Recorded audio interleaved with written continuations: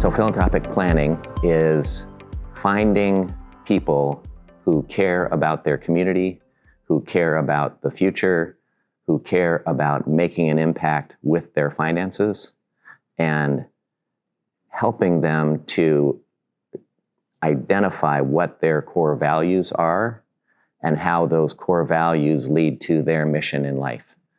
And then taking that info and matching that up with the kinds of causes and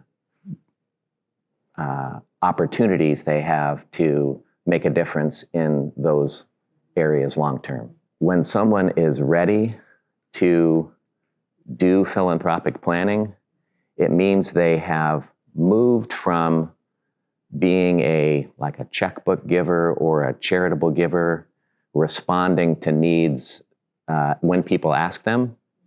Neighbor says, "Hey, will you donate to this this pet adoption cause that I care about?" That's charitable giving. Philanthropic planning is then looking forward, and how do I then take those values that led me to care, and through a process of just discovery and reflection and identification of where they want to make an impact. Once they know the broad causes where they want to make an impact, whether it's childhood education or infant nutrition or climate change, once they know those things, then we can help them by narrowing down that and finding the kinds of excellent tools to use. And charitable giving typically is done with, sitting at the kitchen table and writing checks. Philanthropic planning is done where, like at Socium, we talk about partnering with our clients and being their ally. It's sitting alongside them and both looking into the future. Considerations that I have seen over the years as I've worked with people in this area, one of the questions that many people fundamentally ask is, will I have enough? And once they answer that question, will I have enough? Often the next question is, will I be able to meet the goals that I have for leaving an inheritance to my heirs? If they care about their heirs and their future financial security, once they have answered the question of, do I have enough? And am I leaving the amount that I want to my heirs? The third issue that comes up for them is trust.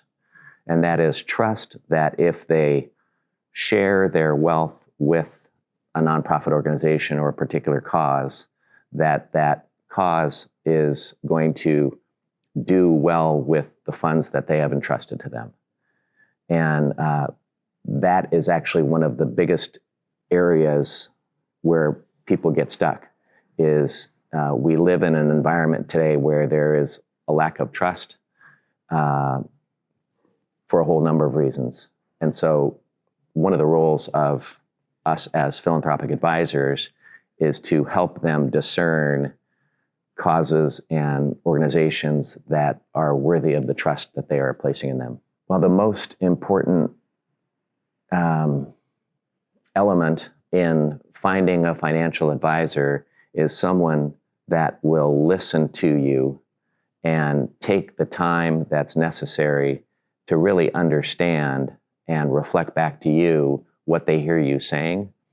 I've often found that when I'm talking to a client about their philanthropic goals, I will ask that question and they will respond, and then I will think I've heard them, but then I will ask a follow-up question, and that will drive their thinking off on maybe a side road, and then we have to go down that road. And it's often the third or the fourth question which finally creates the aha in the mind of the client. People have different whys, but for most people, the why is, how will I be remembered, both by my family and by my community? And will the legacy, we often talk about legacy like it's like a stack of dollar bills, but we think about legacy often in terms of money. But a mentor of mine once said that legacy is not what you leave to people, it's what you leave in people. And legacy is what people leave in their community and what they leave in the world and what they leave in their children. A priority for most people doing legacy planning, which is why I'm so excited to be about this work now, is that over the next 30 years, there will be the greatest wealth transfer in human history as baby boomers are aging and as baby boomers are dying. The spike in transferred wealth will be the greatest in the next 30 years. And many people who are leaving that legacy of wealth want to make sure that that wealth is carried on through their heirs and that their heirs are exhibiting and carrying on not just the wealth itself, but the values that they have lived by and they have sought to conduct themselves with in their communities or in their workplaces or in their families. I mean, my memories of giving to charity go back to the days of my childhood and my infancy when I would sit in the church pew and they would pass the collection plate and my mother or my father would give us a couple of quarters to put in the collection plate, and that was our responsibility.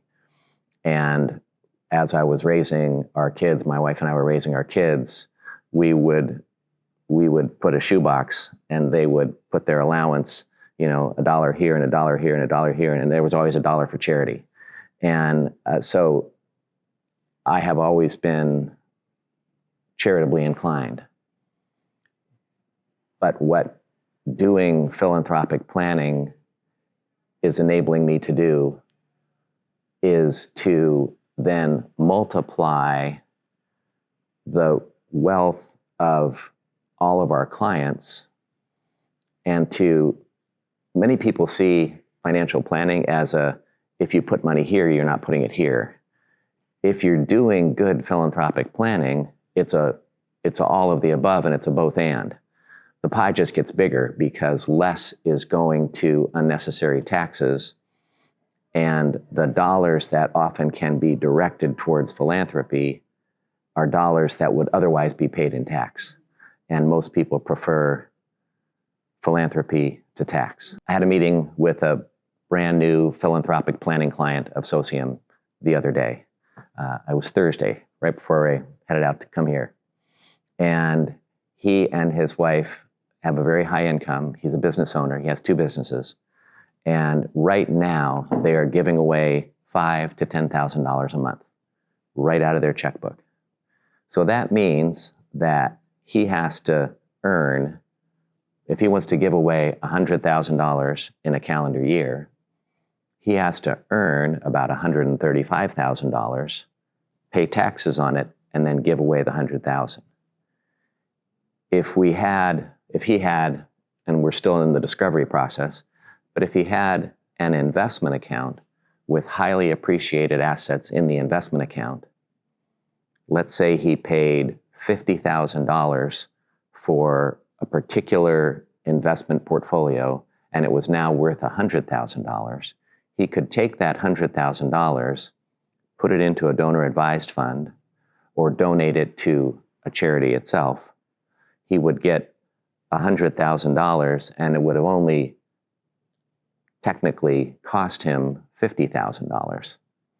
And then the impact of that $100,000, he will be even greater, especially if it is stewarded in a donor-advised fund and allowed to continue to grow before it ultimately ends up in the hands of the charity.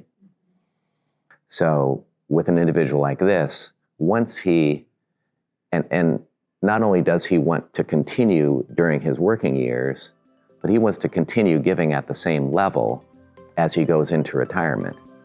And that will be even more important.